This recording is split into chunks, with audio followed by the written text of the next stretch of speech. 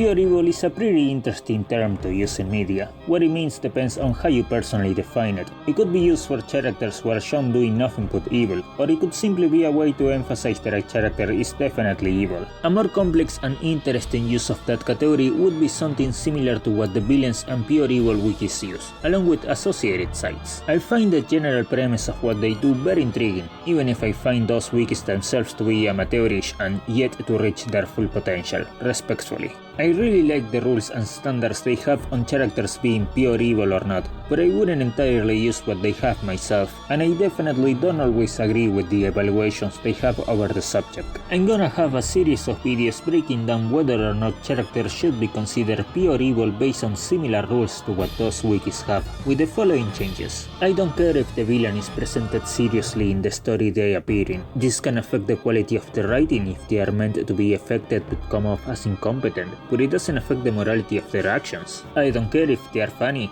or if little focus is put on them. If their actions are evil enough, I will certainly take them seriously. The villain needs to commit terrible acts, but they don't need to be fairly new or terrible enough by the standards of the story. Few acts that are terrible enough or a multitude of acts of lesser evil are good enough for me. I find it nonsensical that their villainy needs to be judged in comparison to others. It doesn't make them less or more moral. Hell, it doesn't even mean that they knew those other characters and their actions. Needing to see something new rather than something done before may, again, only affect the quality of the story itself, not the morality of the characters. I agree that they need to have no redeeming qualities, including showing no remorse, no empathy, no love for anyone sentient or who used to be alive, and having no regrets for their actions. Problem is, I actually mean it literally just as it sounds. Small yet real amounts of any of the above disqualify a villain from being pure evil to me, and no other related action they may do cancels out any redeeming quality they may have. Well, mostly.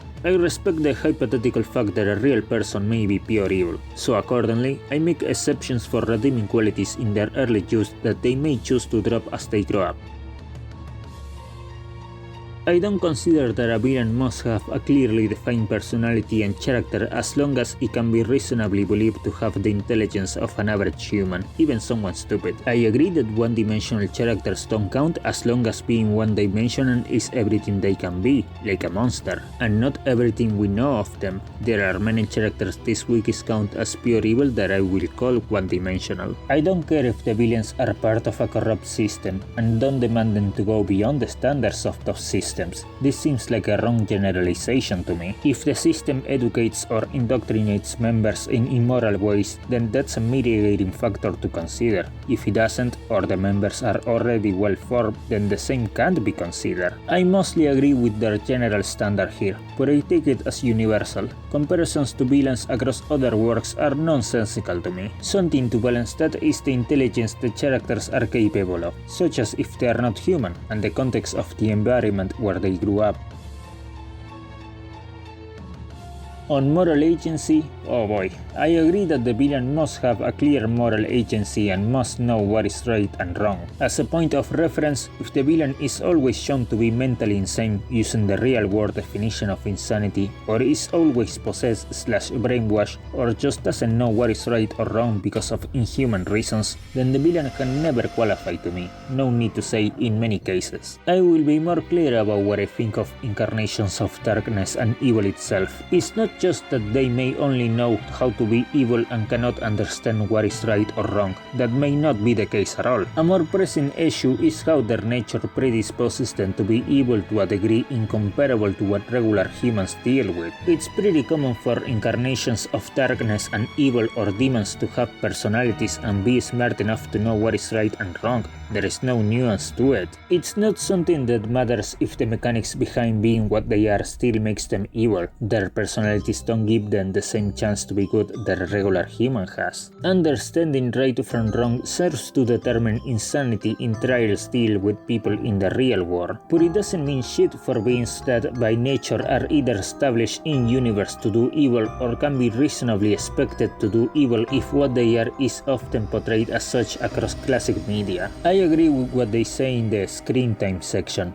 I don't agree with what they say in the words section, nor the story tape section. The story being designed for shock value has nothing to do with the morality of the characters. The villain should be given no sympathy. Once more, I agree, but define how this works differently. Their past doesn't matter as long as they do not show any redeeming quality, as defined before. Their conditions do matter as long as they can be reasonably believed to have led them into evil at a young age, or that they would make them qualify as pure evil as adults. As an example, we can use mitigating factors in real life that statistically contribute to large percentages of the population doing evil, regardless of if some people were able to overcome it, such as poverty. If the character can overcome it psychologically, alright, this won't apply, but we can't just assume that it didn't negatively influence their way of thinking just because they don't mention it. This is a factor that gives sympathy because that negative influence was beyond their power, and any human doesn't deserve that,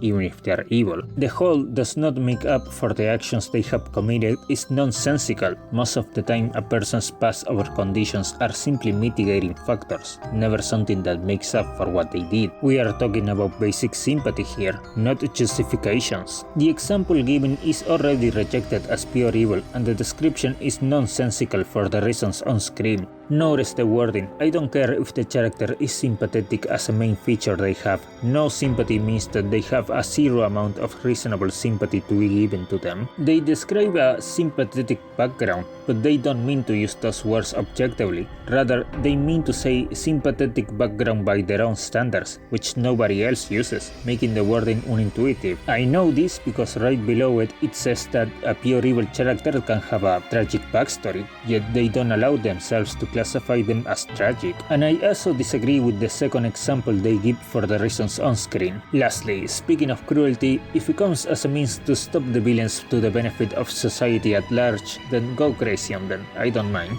Well, I actually pity them if they end up suffering forever, eternally after a lifetime of crimes with a limited scale. But I will make an exception and suspend my sympathy if this is the end of their roles as villains. Note that I am not saying that they deserve such a fate. Wording it that way would be insane.